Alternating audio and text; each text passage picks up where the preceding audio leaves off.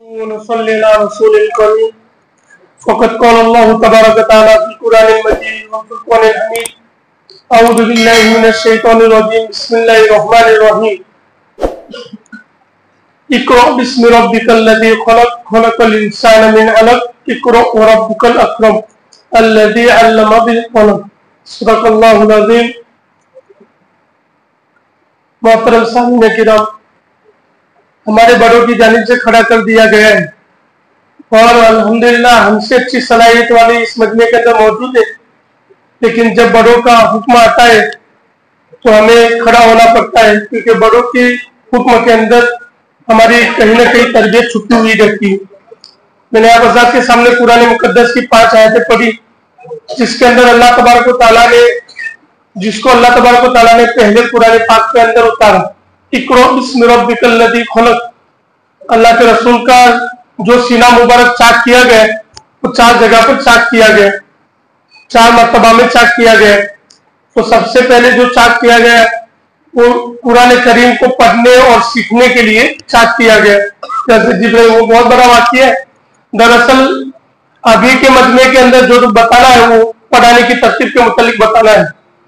तो हुजूर का सीना जो चाक किया गया वो सबसे पहले पढ़ने के लिए चाक किया गया, और हुजूर सल्लल्लाहु अलैहि वसल्लम ने इस बात की तरफ तवज्जो दी कि हर एक इंसान के लिए, अल्लाह के रसूल की हदीस है कि हर एक मुसलमान के लिए इतना इल्म सीखना जरूरी है जिससे वो हलाल और हराम, जायज नाजायज कामों के अंदर तमीज और तब्दीली कर सके।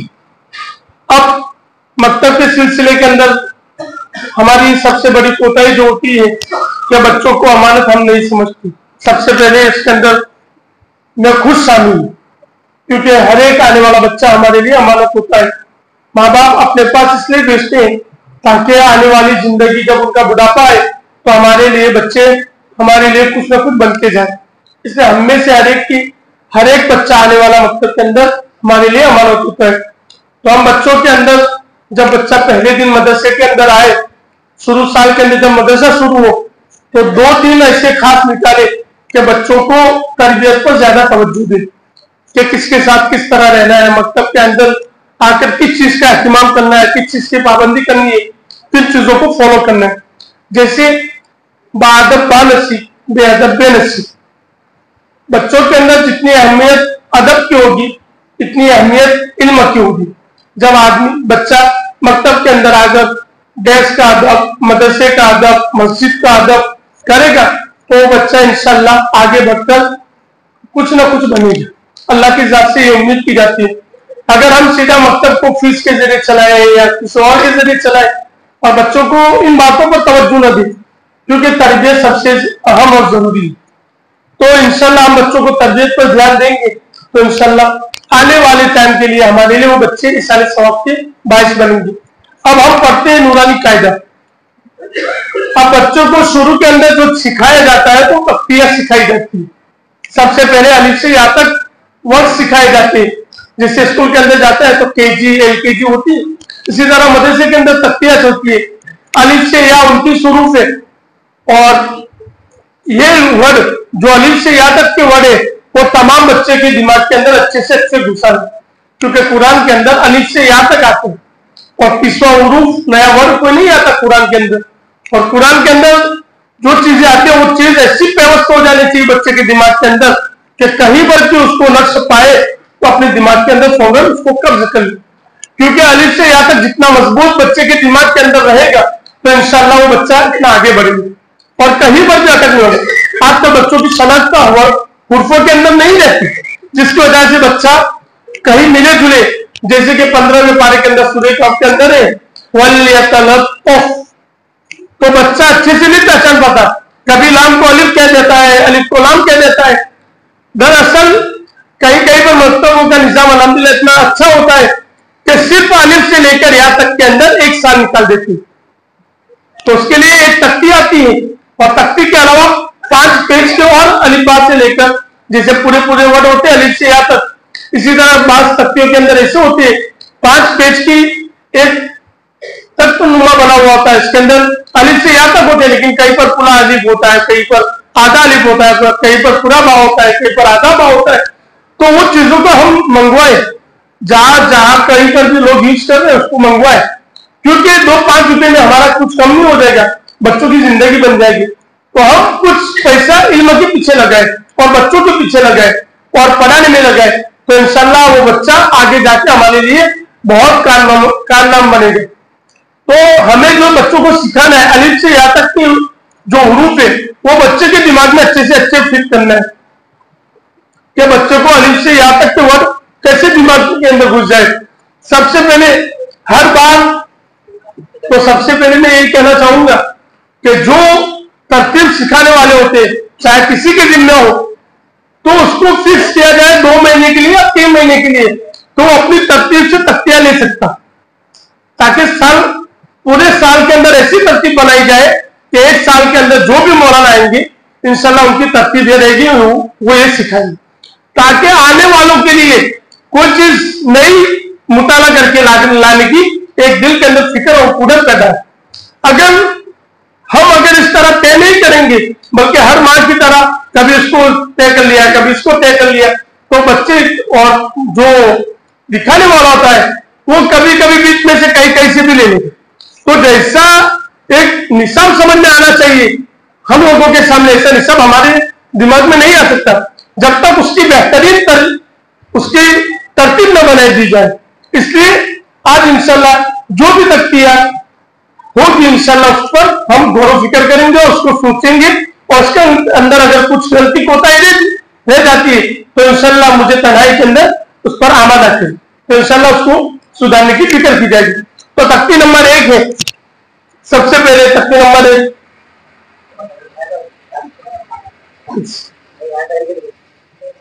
तख्ती नंबर 1 हर एक को याद है कि अलग अलग हुर्फों को मुफ्रदात कहते हैं, हर एक को मालूम है, लेकिन अलग अलग वर्ड होंगे उसी पर मुफ्रदात कहेंगे, ये बच्चे के दिमाग में घुसाना। सबसे पहले बच्चों को तख्ती याद नहीं करानी, बेटा तख्ती नंबर 1 ये है कि अलग अलग हुर्फों को मुफ्रदात कहते हैं। अब अलग अलग हुर्फ अलिफ से लेकर यहाँ तक के 29 हुरूफ है। अगर पहले के अंदर बच्चा जाता होगा तो अच्छे से उसको कैचअप कर लेगा और वो बच्चा समझ लेगा कि अलिफ से यहाँ तक के वर्ड जो है 29 है, जैसे 1 से लेकर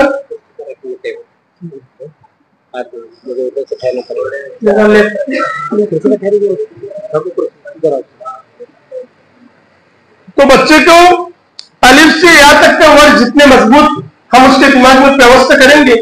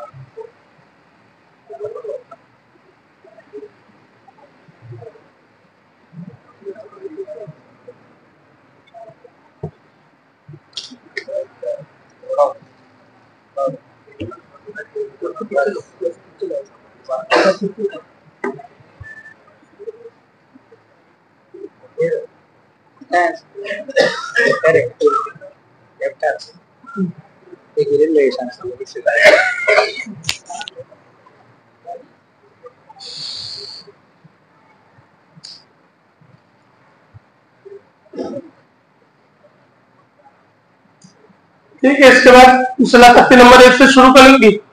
तख्ती नंबर 1 क्या है कि अलग अलग हुर्फों को मुफ्रदात कहते हैं। फिर या तो एक से हो सकता है कि बच्चे को एक दिन के अंदर एक तख्ती दे दे, बस अलिफ बा ना पढ़े, या तख्ती नंबर 1 याद कराकर ऐसी लकीर खींच ली, लकीर सीधे खींची, लकीर खींचने के बाद नुक्ता समझाए। जैसे बहुत तरह से नुक्ते को समझाया जा सकता है। स्कूल के अंदर जिस तरह डिजाइनिंग बनाते इस तरह खेलने के जरिए बता सकते हैं, ऐसा भी समझा सकते हैं। बहुत सारी शक्लें हो सकती है इसकी, इसको क्या कहेंगे, इसको क्या कहेंगे, बहुत सारे त्रिकोण बनाए। इस तरह बच्चा इंशाल्लाह बहुत ध्यान देगा और इंशाल्लाह उसको पढ़ने में इंटरेस्ट आएगा। तो कुछ उसकी जमात वाइज बच्चों को बना दे। जो पहले साल नए जब रमजान के बाद मदरसा चालू हो तो तरतीब बनाए कि पहली तख्ती के अंदर कौन से बच्चे रहेंगे जो कम उम्र के होंगे, और उनको ऐसी ऐसी चीजें समझाए, उनकी बैच पूरी अलग होनी चाहिए। तो इंशाल्लाह बच्चा इसके अंदर मजबूत भी होगा और जैसा होना चाहिए इंशाल्लाह ऐसा हमें करके दिखाएगा। तो सबसे पहले हम नुक्ता लगाएंगे। एक नुक्ता ऊपर एक नुक्ता नीचे, इसी तरह दो नुक्ते ऊपर दो नुक्ते नीचे, इसी तरह तीन नुक्ते ऊपर दो नुक्ते नीचे, तीन नुक्ते नीचे तो किसी को नहीं आती।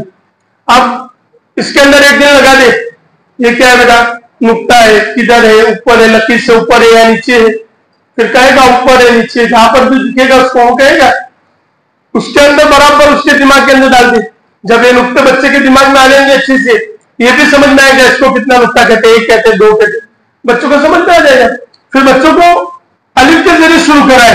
क्या अलिफ कैसा होता है बेटा, अलिफ हमेशा सीधा होता है, बिल्कुल कहीं से टेढ़ा नहीं होता, कहीं से मोड़ा हुआ नहीं होता। तो बच्चा बराबर दिमाग में याद रखेगा, क्या पूरे कुरान में भी कहीं पर भी अलिफ आएगा हमेशा सीधा रहेगा। अगर अलिफ को थोड़ा यूं मोड़ लेंगे तो ये हो जाएगा, यूं मोड़ेंगे तो अलिफ नहीं होगा, अलिफ हमेशा सीधा और खाली होता है। फिर दूसरे नंबर पर और लेंगे, शक्ल बनाएंगे, शक्ल, इसको कहेंगे शक्ल। अब शक्ल बेटा उसको नुक्ते लगाएंगे तो अलग अलग वो हुरूफ बनेंगे, जैसे उसके नीचे एक नुक्ता लगा देंगे तो बा बन जाएगा, इसी तरह एक नुक्ता हटा देंगे तो वापस शक्ल बन जाएगी। अब इसको ता बनाना है तो दो नुक्ते ऊपर लगा दो, ता बन गया, दो नुक्ते हटा दो, शक्ल बन गई, तीन नुक्ते ऊपर लगा लो, सा हो गए। इस तरह बच्चों को समझाएंगे तो इंशाअल्लाह बच्चा बहुत अच्छे से अलिफ से यहाँ तक वर्ड अपने दिमाग में घुसा देंगे और ऐसा व्यवस्था कर लेगा कि इंशाअल्लाह 6 महीने के अंदर बच्चा ऐसा परफेक्ट होगा कि कहीं पर भी कुरान के अंदर से वर्ड पहचानने का बोलेंगे तो बच्चा कुरान में से वर्ड पहचान लेगा कि अलिफ है, बा है, ता है, सा है, जीम है। फिर ये तख्ती नंबर 1 हो गया। फिर तख्ती नंबर 2 लेंगे तो बेटा तख्ती नंबर 2 क्या है कि मिले हुए हरफों को मुरक्कबात कहते हैं। मिले हुए, पहला क्या पढ़ा तख्ती नंबर 1 कि तख्ती नंबर 1 अलग अलग हरफों को मुफ्रदात कहते हैं। तो अलिफ से लेकर या तक जो तख्ती नंबर 1 के अंदर वर्ड है वो सब अलग अलग है, इसलिए उसको मुफ्रदात कहते हैं। तो पहली तख्ती का भी रिवीजन हो गया, दूसरी तख्ती का भी रिवीजन हो जाएगा। दूसरी तख्ती को बोलेंगे बेटा चलो मिले हुए हरफों को मुफ्रदात कहते हैं, चाहे 2 वर्ड से मिले, 3 वर्ड से मिले, 4 वर्ड से मिले, 5 वर्ड से मिले। तो कहने का मतलब है कि मिले हुए हरफों को मुफ्रदात कहते हैं। चलो अपन मिले हुए हरफों को लिखेंगे। सबसे पहले क्या लिखेंगे, लाम लिखेंगे। चलो उसको मिले हुए हरफ कैसे कहेंगे बेटा, उसके अंदर क्या मिलाएंगे तो वो मुरक्कबात बनेगा। तो उसके अंदर कुछ भी लगा सकते हैं। चलो बेटा अलिफ लगाएंगे, क्या हुआ, बच्चा कहेगा लाम अलिफ, थोड़ा इधर से हटा देंगे, इससे लाम अलिफ, क्या हुआ, लाम अलिफ। तो बच्चा ऐसे ऐसे वर्ड को याद कराएंगे तो इंशाल्लाह फिर कहेंगे ये क्या हुआ, पूरा जिम हुआ। अब इसको मिलाकर लिखेंगे तो उसकी शक्ल बदल जाएगी।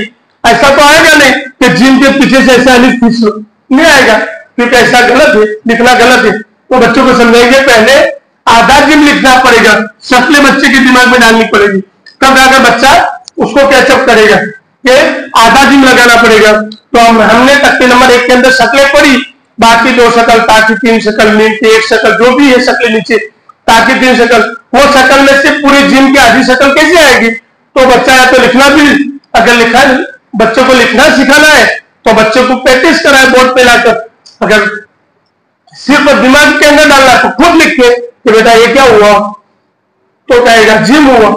फिर बोला इसके पीछे क्या लगाएंगे, बोला जिम अलिफ बनाना हो तो सीधा लकीर खींच लेंगे, जिम अलिफ हो गया। अगर जिम बा बनाना है तो पहले आधा जिम लिखेंगे, इसके बाद जिम बा लिखेंगे। इस तरह बच्चों को एक एक वर्ड की अगर हम लिखाना चाहते हैं तो उसकी बयास के अंदर हम उसको प्रैक्टिस करा सकते हैं, जिस तरह हम अपने हिसाब से चाहे इस तरह बच्चों को मोड़ सकते हैं। फिर तख्ती नंबर 3 आए, तख्ती नंबर 3 अलिफ से या तक के अंदर, अगर कहने का मतलब है कि अलिफ से या तक के अंदर अगर पूरा उत्तर लिया जाए तो कम, क्योंकि हमारे बड़े बड़े बुजुर्गों ने और नाज़ीन मकतब बहुत जो बड़े बड़े जैसे रतनपुर है, काकोली है, बहुत सारे मदरसों के अंदर मकतबों की तालीम सिखाई जाती है। तो उसके अंदर ऐसे ऐसे वीडियो के अलिफ से यहाँ तक के अंदर 1 महीना जा सकता है। एक अलिफ को समझाने के अंदर आदमी अगर मेहनत करे तो 1 महीना जा सकता है, लेकिन इंटरेस्ट चाहिए इसके लिए। इसलिए ज्यादा गौरव फिक्र न करते हुए तख्ती नंबर 3 को लेंगे। तख्ती नंबर 3 है जबर जेर पेश। जबर जेर पेश की जो पहले लकीर खींचेंगे, बच्चों को पूछेंगे क्या है तो बोलेगा सीधी लाइन है। फिर उसके ऊपर जबर लिखेंगे, जेर लिखेंगे, पेश लिखेंगे, इसी तरह दो जबर, दो जेर, दो पेश। बच्चे को तख्ते नंबर 4 के अंदर घुसाने जाएंगे तो बच्चा कंफ्यूज हो जाएगा, तख्ते नंबर 4 के अंदर कंफ्यूज हो जाए। सबसे पहले जबर जेर पेश उसका दिमाग के अंदर अच्छे से डाल देंगे। जबर ऊपर आता है, कभी नीचे नहीं आ सकता। जेर हमेशा नीचे आता है, ऊपर नहीं आ सकता। पेश हमेशा ऐसा आता है, ऊपर आता है, नीचे नहीं आ सकता। इसी तरह दो जबर, दो जेर, दो पेश। लेकिन बच्चों को प्रैक्टिस जो करानी है कि बेटा पढ़ो हमजा जबर ये क्या है, अलिफ है। तख्ती नंबर 3 में क्या पढ़ा, अलिफ हमेशा खाली होता है। तख्ती नंबर 3 में क्या पढ़ा बेटा, तख्ती याद करेंगे, पूरे तख्ती याद कराने के बाद कहेंगे बेटा अलिफ हमेशा खाली होता है, जो अलिफ खाली ना हो वो हमजा हो जाता है। तो ये क्या है, तो बच्चा कहेगा भी तो अलिफ है, लेकिन बेटा अगर उसके ऊपर जबर लगा देंगे तो क्या हो जाएगा, वो बच्चा कहेगा हमजा। अगर तख्ती समझाए तो कहेगा हमजा, अगर तख्ती नहीं समझाए तो कहेगा अलिफ, और अलिफ के ऊपर जबर। तो कहने का मतलब है जितना बच्चा तख्ती समझेगा इतना अपने पढ़ाई में परफेक्ट होते जाएगा। तो कहेंगे पढ़ो, तो बच्चों को अगर 4-5 की टोली है, 4-5 की तख्तियां एक साथ चल रही है तो 5 मिनट में बच्चों को, ज्यादा देने की जरूरत नहीं है, 5 मिनट में अगर बच्चों को दे और हम खुद बच्चों को अगर पढ़ाए हमजा अलिफ हमेशा खाली होता है, ये क्या है हमजा, क्यों हमजा है बेटा, क्योंकि उसके ऊपर जबर है इससे हमजा हुआ, और बच्चों को समझाए पर चलो पढ़ो मेरे पीछे पीछे पढ़ो। हमजा जबर अ, बा जबर ब, ता जबर त, सा जबर स। पढ़ाने के साथ साथ बच्चे के मुंह को भी देखना है और उसकी अदायगी पर भी गौर करना है। कहीं कहीं पर भी जैसे ओफ और काफ, ओ जबर ओ, काफ जबर क, बच्चे के जैसे जुबान पे चढ़ गया ऐसा पूरी जिंदगी पढ़ता है। इसलिए हमजा जबर से लेकर पहले दिन सबक कम कम देना है। ऐसा नहीं कि एक साल हमको निशात दिया गया 9 महीने के अंदर बच्चे का कायदा पूरा करा दिया जाए, ऐसा नहीं करना। टाइम लगने दे, जितना कायदा परफेक्ट होगा इतना पढ़ने के अंदर बच्चे के अंदर रवानगी आएगी कुरान के अंदर। तो उसको हम हमजा जबर से जैसा बच्चा जैसा दिमाग को कैचअप करता है, जैसा मेहनती बच्चा है उसको इतना सबक दिया जाए। जीम जबर ज तक भी दे सकते हैं, शीन जबर श तक भी दे सकते हैं, और जबर ओ तक भी दे सकते हैं। और हम उसको डिवाइड करें, एक तरतीब बनाए अपनी कि पहले दिन बच्चों को अलिफ से लेकर बा तक ही देना है, दूसरे दिन ता से सा तक ही देना है, तीसरे दिन जिम से हा तक ही देना है। लेकिन उसको अच्छे से समझाना 5 मिनट के अंदर, 5 मिनट के अंदर उसको समझाते रहना है। सिर्फ ऐसा नहीं सबक देते अलिफ बा और छोड़ दी, इस पर हमारी जिम्मेदारियां खत्म नहीं होती, बल्कि बच्चे के दिमाग के अंदर डालना है बराबर और उसको समझाना है। जैसे मैं बताया हमजा जबर तो उसको पीछे पढ़ाए और बीच में क्या करे, पढ़ाते पढ़ाते छोड़ दे अपने आप को, फिर बोले चलो पढ़ो। इस तरह 7-8 मरतबा बच्चों को पढ़ने का बोलेंगे तो इंशाल्लाह उसकी अदायगी सही हो जाएगी।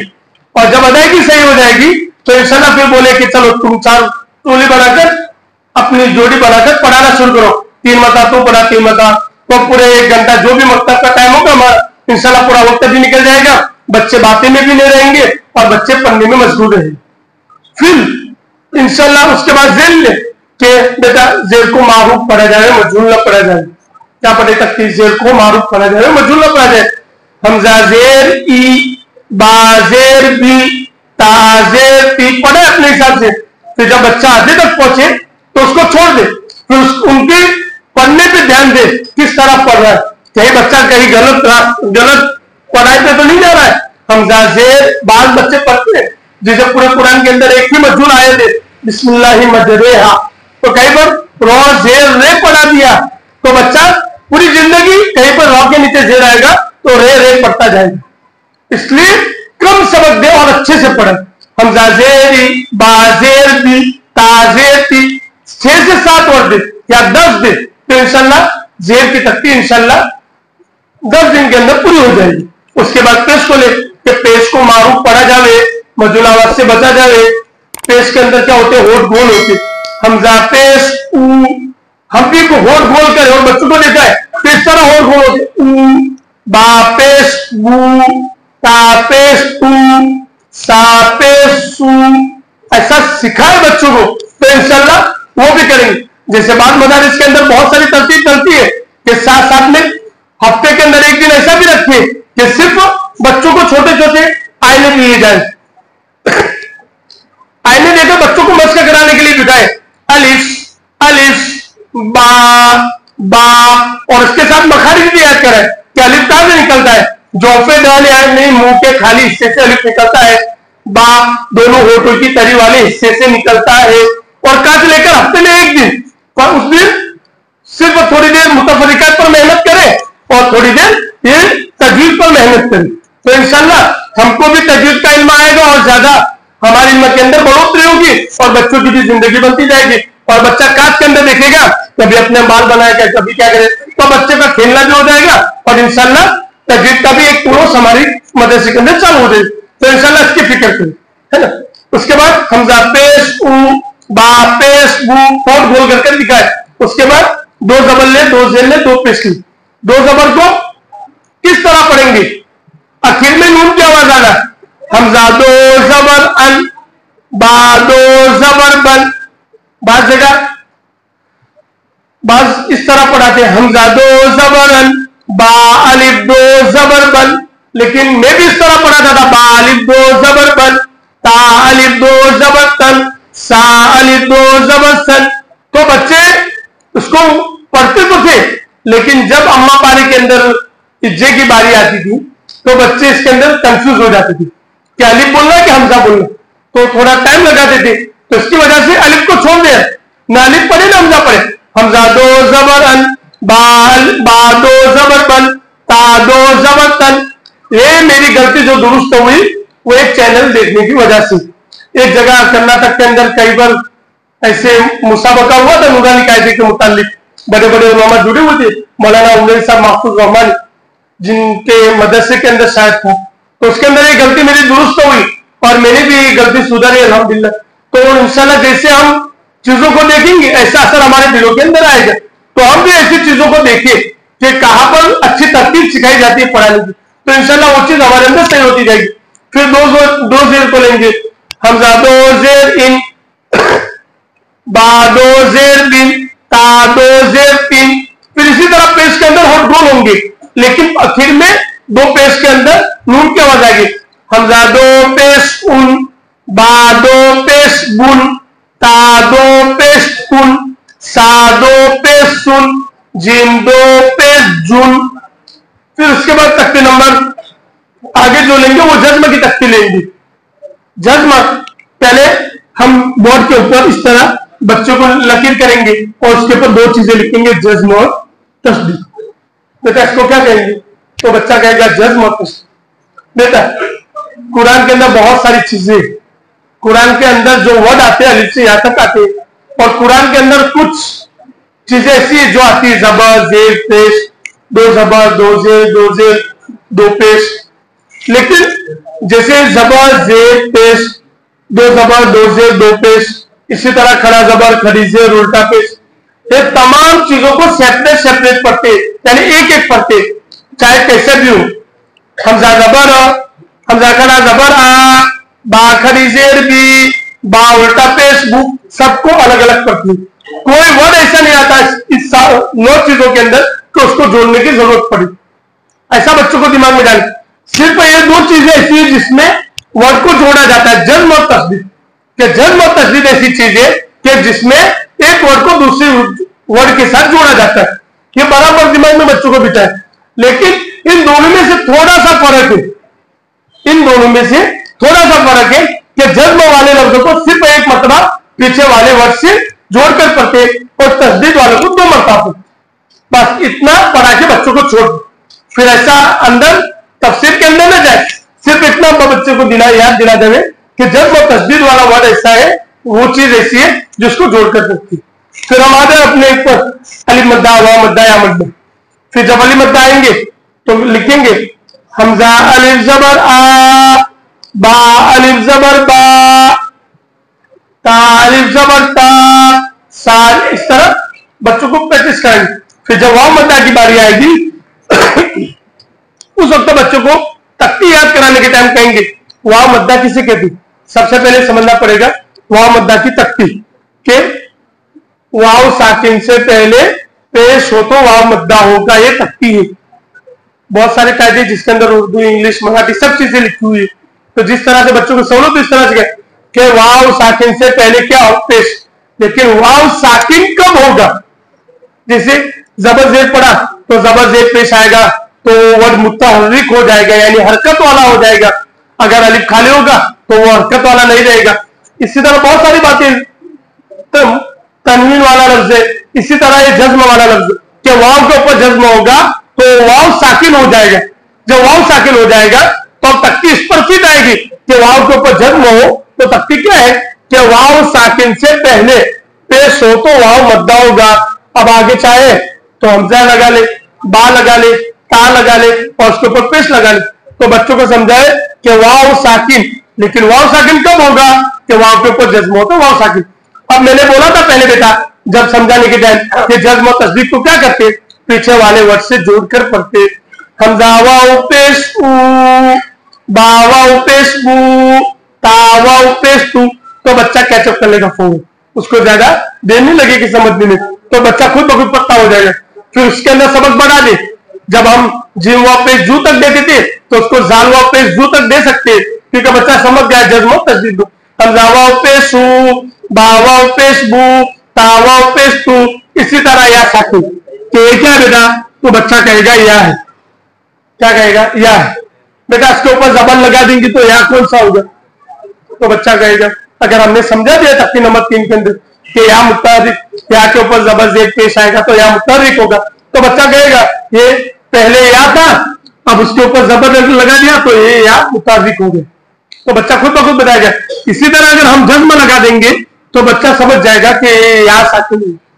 बेटा क्यों साकिन हुआ? क्योंकि उसके ऊपर जज्म है। ठीक है बेटा, तख्ती पढ़ो। क्या पढ़ो तख्ती?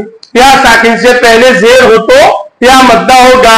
ठीक है, चलो ये या के ऊपर जज्म है, या साकिन तो है लेकिन या मद्दा नहीं है। क्यों नहीं है बेटा? क्योंकि इससे पहले जेर नहीं है, उससे पहले कोई वर्ड नहीं है कि जिसकी वजह से वो या मद्दा हो। ठीक है, चलो अपन बनाएंगे। ये क्या हुआ बेटा? अलिफ है। अब उसको या मद्दा बनाने के लिए क्या शर्त है कि या साकिन से पहले क्या लगा लो? जेर लगा। चलो जेर लगा दी। क्या हुआ?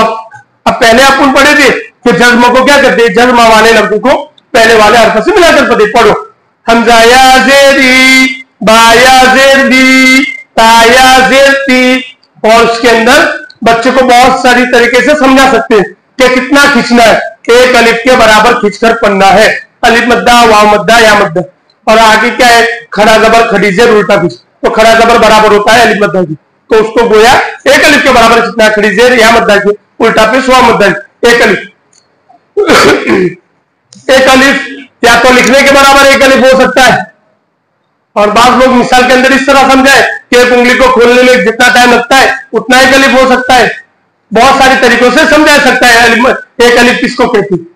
तो बच्चों को इस तरह समझाए कि इतना खींचना है, ज्यादा नहीं खींचना, क्योंकि आगे जब 22वीं 23वीं 24वीं तक पहुंचेंगे तब वो या मद्दा, या मध्य मुत्तसिल, मध्य मुनफसिल, उसके अंदर 3 अलिफ, 4 अलिफ, 5 अलिफ खींचने का रहता है। तो बच्चों को उस वक्त से ज्यादा खींचने का रहता है।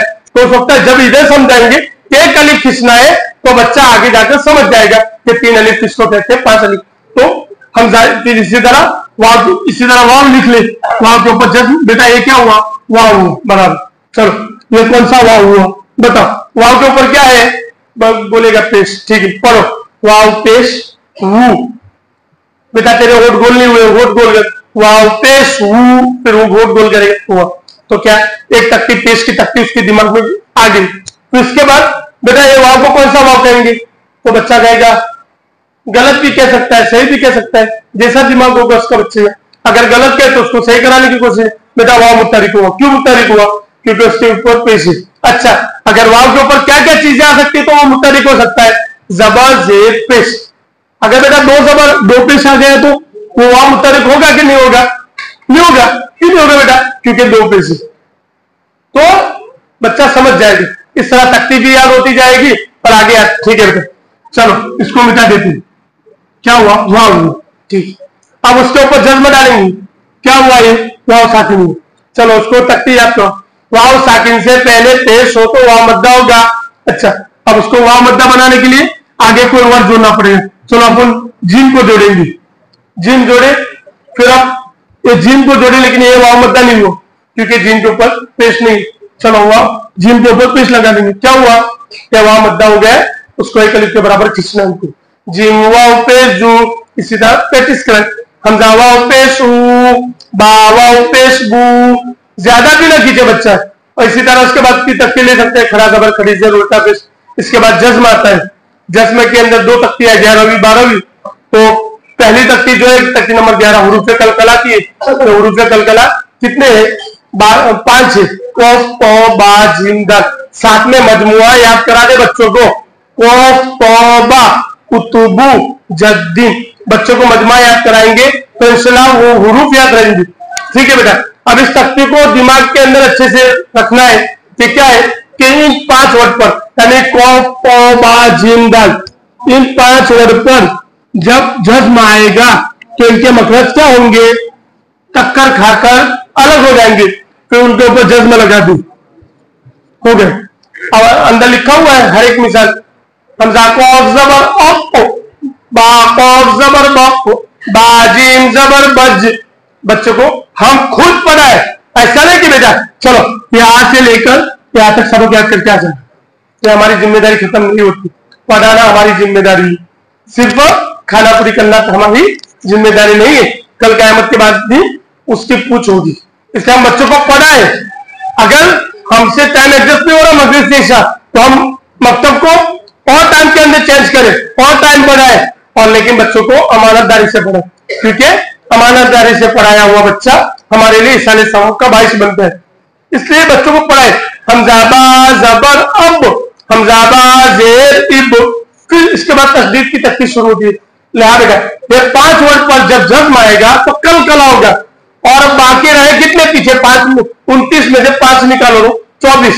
अगर 24 के अंदर जज्म आएगा तो कल कला नहीं होगा। अब कल कला को भी समझे, जिस तरह रबर की गेंद होती है, उसको जितना जोर से हम दीवार पर मारते इतना वापस टकरा कर हमारी तरफ, ज्यादा जोर से मारेंगे तो 3 टप्पे खाएगी, 3 मरतबा हमारे सामने आएगी। अगर उससे हल्का मारेंगे तो 2 मरतबा आएगी, उससे हल्का मारेंगे तो 1 मरतबा खाकर आ जाएंगे। इस तरह बच्चों को समझाए तो इंशाल्लाह बच्चा पढ़ने की कोशिश करेगा। तो फिर उसको समझे हमजाबा जबर अब, और इन 5 वर्ड के अलावा अगर उन 24 वर्ड पर अगर ये जज्म आएगा तो कलकला नहीं होगा। जिस तरह बगैर कलकला के पढ़ेंगे, किस तरह पढ़ेंगे?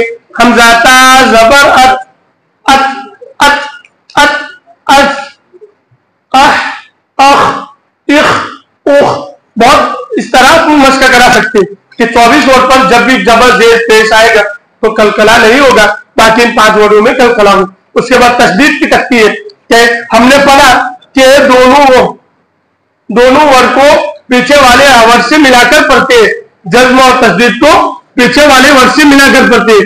तो बेटा ये तो हो गया कि इसको भी पीछे वाले वर्ड से मिलाना है, लेकिन उसको 2 मरतबा पढ़ेंगे।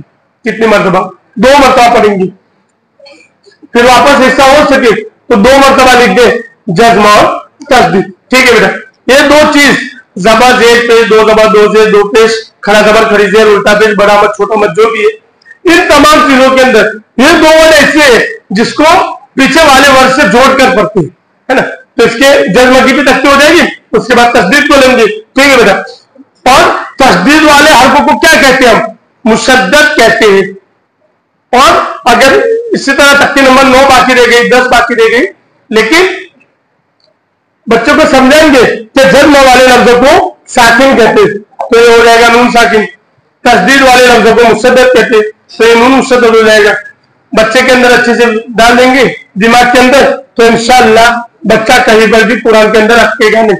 और बच्चों को जितना हम मेहनत करेंगे तो इंशाअल्लाह बच्चा इतने हमारी कदर करेंगे। अगर हम बच्चों के पीछे मेहनत नहीं करेंगे तो बच्चा मकतब के अंदर आएगा, पढ़ के जाएगा, दूसरे दिन सीधा मकतब के अंदर आकर कायदा खोलेगा। मेरे पास ऐसे ऐसे बच्चे थे कि कभी अपनी जिंदगी के अंदर मकतब के अलावा कहीं पर कभी भी कायदा खोलेंगे, चाहे घर में मयत हो जाए चाहे कुछ भी हो जाए, लेकिन रोजाना आने से पहले, बैठने से पहले मैं पूछता बेटा किसने आज सबक पढ़े, उसकी थोड़ी मुबारकबाद देता और उसको थोड़ा अपनी खुशियों से नवाजता। फिर वो बच्चा बोलता अल्हम्दुलिल्लाह मैंने आज 3 मरतबा पढ़ा सबक, 3 मरतबा पढ़ के आया, कल 7 मरतबा मकतब में पढ़ा था। बच्चे आज मकतब में क्या कर रहे हैं? सिर्फ हाफिज ने सबक पढ़ा दे, एक कोई बच्चा 1 मरतबा पढ़ते हैं। तो जैसी पुख्तगी पढ़ने के अंदर आनी चाहिए नहीं आती, तो हम ऐसा ना करें, इसी को पढ़ाने के अंदर मजबूर है, बच्चों की भी निगरानी भी करे कि कौन सा बच्चा पढ़ा है, कौन सा मजाक मस्ती कर रहा है। जो बच्चा ज्यादा मजाक मस्ती कर रहा है उसको अलग से बिठा दे, बेंच का दीवार की तरफ मुंह करके बिठा दी, तो इंशाल्लाह बच्चों के अंदर एक पढ़ने का शौक और जज्बा पैदा होगा। इसके बाद तस्दीद लेंगे, क्या तस्दीद वाले लफ्जों को कितनी मरतबा पढ़ते हैं? 2 मरतबा पढ़ते, ठीक है। अब ऐसा लिखेंगे, नून लिखेंगे, तस्दीद की तख्ती बहुत बड़ी है, जिस हरफ पर तस्दीद उसको 2 मरतबा पढ़ते हैं, 1 मरतबा पीछे वाले हरफ से मिलाकर 1 मरतबा कूद से। तो पहले क्या है, पीछे वाले हरफ से मिलाएंगे, तो पीछे वाला हरफ क्या है? अलिफ। क्यों अलिफ है बेटा? क्योंकि उसके ऊपर कुछ है नहीं, जबर जेर पेश कुछ नहीं, इसलिए अलिफ, ठीक है। चलो ये क्या हुआ? हमजा, ठीक। अब नून के ऊपर क्या लगाएंगे? तस्दीद। ये तस्दीद लगा दी, तो ये क्या हुआ? नून मुशद्दद हुआ। तस्दीद वाले लफ्जों को कितनी मरतबा पढ़ते? 2 मरतबा। अब देखेंगे उसके ऊपर जेर भी लगा सकते हैं, नीचे जेर भी लगा सकते हैं, पेश भी लगा सकते हैं, जो अपनी मर्जी। तो ठीक है बेटा, तो नून के ऊपर क्या आया? तस्दीद है, तो नून कौन सा हुआ? नून मुशद्दद हुआ, क्योंकि तस्दीद वाले लफ्जों को मुशद्दद कहते हैं, ठीक है। फिर बच्चों को समझा के 2 मरतबा पढ़ेंगे, तस्दीद वाले लफ्जों को 2 मरतबा पढ़ेंगे, 1 मरतबा पहले वाले हरफ से मिलाकर। चलो पढ़ो, हमजा नून जबर अन। और एक तख्ती पढ़ी, अंदर तख्ती के अंदर एक भी है कि अगर ये तस्दीद नून और मीम पर आएगा तो नून और मीम में क्या होगा? गुन्ना। हमजा नून जबर अन, तो सिर्फ मिलाकर नहीं पढ़ना, बल्कि गुन्ना पर भी ध्यान देना है कि बच्चा गुन्ना कर रहा है कि नहीं कर रहा। हमजा नून जबर अन, चलो 1 मरतबा हुआ। 1 मरतबा खुद से पढ़ेंगे कि नून के ऊपर क्या है? पेश है, नून पेश नु अन्नु अम्मा। जिस तरह हम बच्चों को पढ़ाना चाहे पढ़ा सकते हैं। इसी तरह आइन जबर अ, आइन जबर अ, लाम या जबर लई, 3 वर्ड वाले लिखे, या जबर या अलैया। कितने वर्ड हुए बेटा? 4 हुए। बच्चा कहेगा 4, 3 हुए। कैसे? आइन लाम या, नहीं बेटा 4 हुए। क्यों? क्योंकि तस्दीद वाले लफ्जों को 2 मरतबा। आइन जबर, फिर लाम को किससे जोड़ेंगे? या से जोड़ेंगे। क्यों? क्योंकि इसके ऊपर तस्दीद है। लाम या जबर लई अलई, या जबर या अलैया। इस तरह बच्चों को इंशाल्लाह एक एक वर्ड को अगर अलग अलग करके पढ़ाएंगे तो इंशाल्लाह बच्चों को 1.5 से 2 साल लगेंगे सिर्फ कायदा पूरा करने में और समझने में। जब बच्चा कायदा समझ लिया तो इंशाल्लाह अगर वो मतलब वो 5 महीने 6 महीने भी नहीं आया तो इंशाल्लाह बच्चा वो कायदा भूलेगा नहीं, उसको आगे लेना। हम इतनी तो गुंजाइश रखते हैं कि हम उसको आगे बढ़ा दें, क्योंकि बच्चे के दिमाग में अच्छे से कायदा व्यवस्था हो चुका है, मजबूती के साथ मुस्तकम अंदाज से उसके दिमाग में आ चुका है। फिर तख्ती नंबर 9 है, तख्ती नंबर 10 है। तख्ती नंबर 9 अल्हम्दुलिल्लाह पिछले मजमे के अंदर जो हमारे मौलाना ने बता दिया था, हाफिज साहब ने, वो भी अल्हम्दुलिल्लाह अच्छी जोड़ियां वगैरह लगाकर दिखा दिया था। और इंशाल्लाह आगे जो कुरान की तरतीब है, अम्मा पारे की तरतीब है, कुरान की तरतीब है, इंशाल्लाह हमारे मुफ्ती सैल साहब बताएंगे। इंशाल्लाह उसको अल्लाह तबारक व तआला कहने सुनने से ज्यादा कहने वालों को अमल की तौफीक अता फरमाए, सुनने वालों को तौफीक अता फरमाए। आमीन।